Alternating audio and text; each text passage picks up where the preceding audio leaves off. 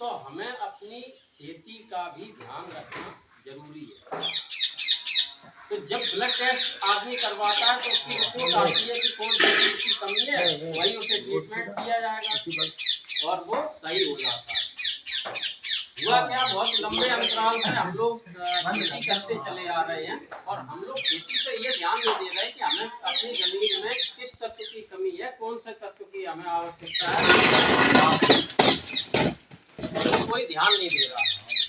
इतने लंबे समय में हुआ क्या कि हम लोग यूरिया डीएपी बस केवल यूरिया और डीएपी पे निर्भर होके रह गए। भाई हमें सल्फर की भी जरूरत है, कैल्शियम की भी जरूरत है, बोरोन की भी जरूरत है, जिंक की भी जरूरत है और भी सूक्ष्म पोषक तत्व हैं, उनकी भी तो आवश्यकता है जमीन को। यूरिया और डीएपी से हम क्या देते हैं, केवल एनपीके, नाइट्रोजन, फास्फोरस और पोटास, ये तीन तत्व का तो ध्यान है। और वो भी जब ये बताया गया था कि हमें खाद डालना है तो उसका एक निश्चित रेशियो था।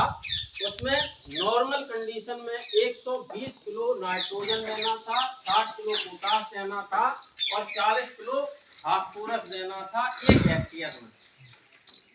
लेकिन हुआ क्या यहाँ कि जैसे जैसे समय गुजरता गया आदमी एकदम से केमिकल फर्टिलाइजर पर निर्भर हो गया और हम लोग बहुत ज्यादा जहर डाल रहे हैं अपनी जमीन में, केमिकल डाल रहे हैं और उससे देखो कितने परिवर्तन आ रहे हैं कि आप देख रहे होंगे जमीन में, अपने जमीन में बहुत केंचुआ थे, बहुत, और अब केंचुआ खत्म हो रहा है और जितने भी लाभदायक कीट हैं वो जमीन में सब खत्म हो रहे हैं। तो उन्हें वापस लाने के लिए हम जैविक खेती की तरफ चलें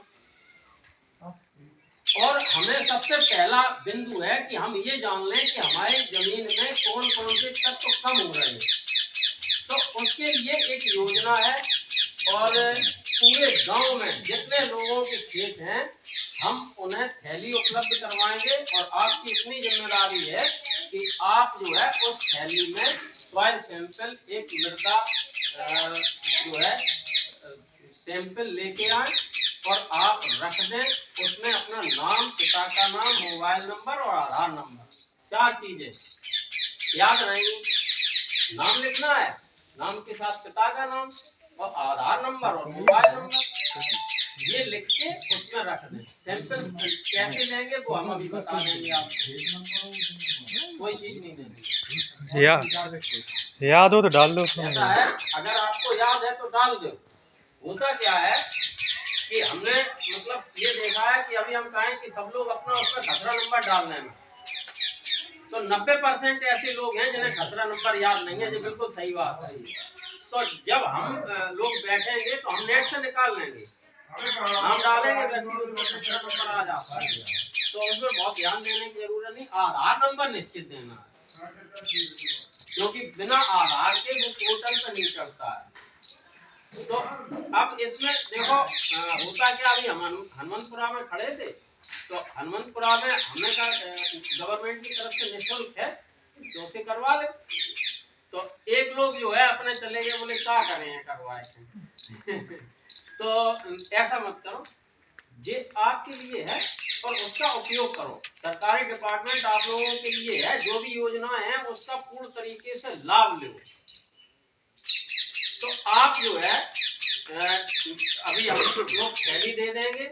जितने लोग हैं, जैसे यहाँ लोग नहीं है, बेटावा रहने लगे, कहीं और रहने लगे, तो उनके भाई बंधु होंगे, उनका आधार नंबर फोन से पूछ लो और नाम, पिता का नाम और उनका सैंपल रख दो एक जगह।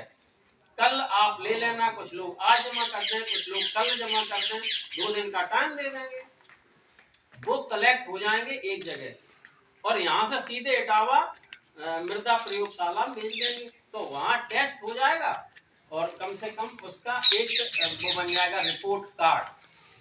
तो उसमें सभी पोषक तत्वों की रिपोर्ट आएगी, तो उसमें ये पता चल जाएगा कि अपनी जमीन को कौन से तत्व की आवश्यकता है, उस हिसाब से डालो।